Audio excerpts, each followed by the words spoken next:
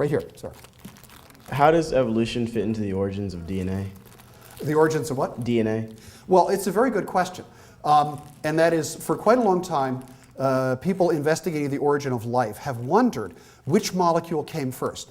Some very early experiments done with primitive Earth conditions in the 1950s suggested that amino acids, the building blocks of proteins, form quite easily, spontaneously under primitive Earth conditions. So they wondered if proteins might have come first. But of course, nucleic acids, we now appreciate more than we did in the 1950s, carry the information. There's substantial sentiment within the scientific community that DNA is just sort of an offshoot, and that the first information-carrying molecule actually was RNA. And there are a couple of reasons for that. One of the reasons is that RNA has a very, very profound catalytic activity.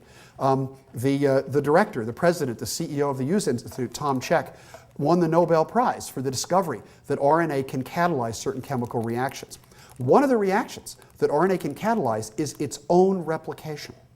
That has led a lot of scientists to speculate that primitive Earth conditions formed some of the first bases which became primitive RNA molecules that were capable of coding information and copying themselves.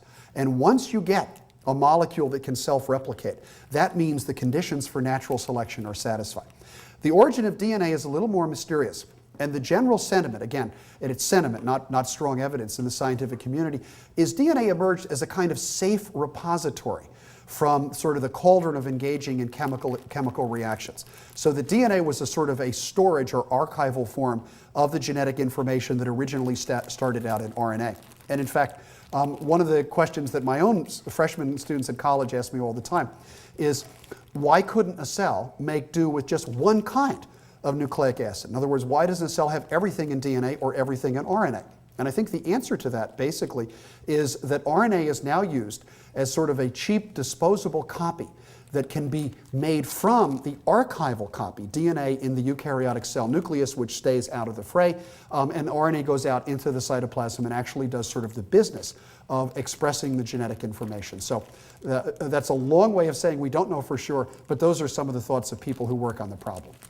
Okay, in the blue shirt, that'd be you. Obviously, the evidence shows speciation over time, and then like the evidence that you've shown about mouse traps is that elimination of features doesn't eliminate the usefulness of the components. Right. But such as in apes to humans, how does environmental stimuli, how can that be shown to increase the genetic information held in humans, not held in apes, which is, I think I heard about 300 million new DNA codons? Well, the first thing to appreciate is that we humans as a species did not evolve from apes. We didn't evolve from gorillas or chimpanzees or any species alive today. Rather, we and the great apes share a common ancestor in the past. So often people say, well, I didn't evolve from any monkey. Well, no one ever said you did.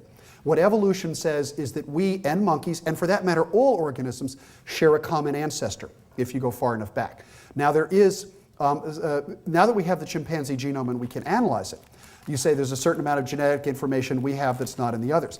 Well, it's not that we have more genetic information. We have about the same in terms of numbers of DNA bases compared to the other great apes. But our information is different. And one of the things that investigators have focused on in the last year, since we've had the chimpanzee genome to compare with ours, and there'll be more focus in the next couple of years when we will get both the gorilla and the orangutan sequence. People are working very hard at these right now. Is we've been able to pinpoint the spots in our own DNA which have been subject to really, really strong natural selection. And one of the interesting things about this, and this is all very preliminary stuff because the work is just starting to get published, is a lot of these areas of intense natural selection in our DNA concern the development of the nervous system. Now that's really exciting, the brain, among other things. It's really exciting because the most striking thing about our own evolution is that one of our organs increased in size by a factor of 3 in a space of just about 3 million years compared to the other primates. And for some of you in the audience with prurient minds, no, it's not the organ you're thinking of. It's the brain that increased by a factor of 3. How natural selection... I should have been aware of what I'm dealing with in the audience here. The interesting thing is it's been very difficult to understand how natural selection could have favored what is by all accounts an explosive increase in the size of the central nervous system in the brain. We now are beginning to understand the individual genes that were subject to natural selection that control the development of the nervous system.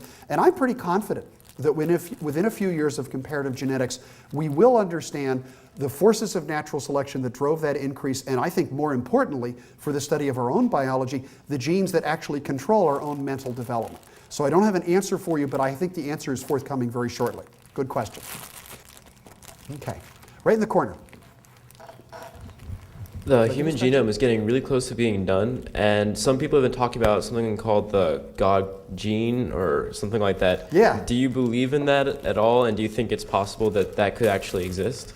Well, for the strict use of words, I'd say belief plays no role in science.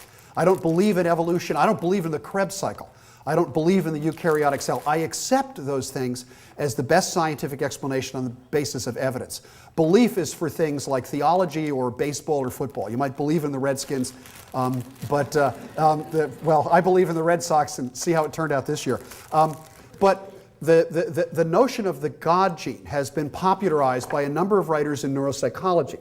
And what they've argued is that natural selection on our species has given us an innate capacity in our brains to accept religious explanations for things. The great Harvard biologist E.O. Wilson argued this almost 30 years ago in his book On Human Nature. And Ed Wilson argued that natural selection produced this sort of theological capacity which gives us an ability to unite, to join with fellow human beings around myth, ritual, and religious explanations for things. And the reason that prevailed is because those organisms that were able to do that were better at raising food, hunting down animals, making war, and raising children, all of which are important civilized traits in one sense or another. Therefore, that's why we have the capacity to believe in religion. Steven Pinker, a very popular writer on evolutionary psychology, has argued that our brain has a God module. And the God module predisposes us to find religious explanations for things satisfying. Therefore, religion is nothing more than an artifact of this gene or this module in our brain. Now, Steve Pinker is someone whom I've talked with about this, and other people have talked. I've talked with other people about it as well. I think that explanation is generally correct, and I say that even though I consider myself a religious person. So how could you do that?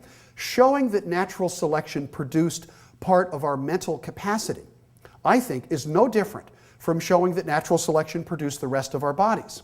And if you believe in a creator, if you believe in a supreme being who used natural processes to bring the physical part of our species into existence, why wouldn't that creator have used the same natural processes to bring the mental part of our being into existence, namely the God module? And if I had to answer Steve Pinker, who says, can you go to church on Sunday because you've got the God module and it's taken you over? I'd say, Steve, natural selection, if it produced our ability to form religion, you know what else natural selection also produced? It produced our ability to do science. And it produced our ability to like and accept rational scientific explanations for things. I wouldn't disqualify science by saying that the brain of someone has a science module, and that's why scientific explanations seem sound and reasonable. And I certainly don't think you can disqualify religion by saying natural selection produced a God module that predisposes you to find religious explanations satisfying. But that's a very good question, and you certainly get a trilobite for that.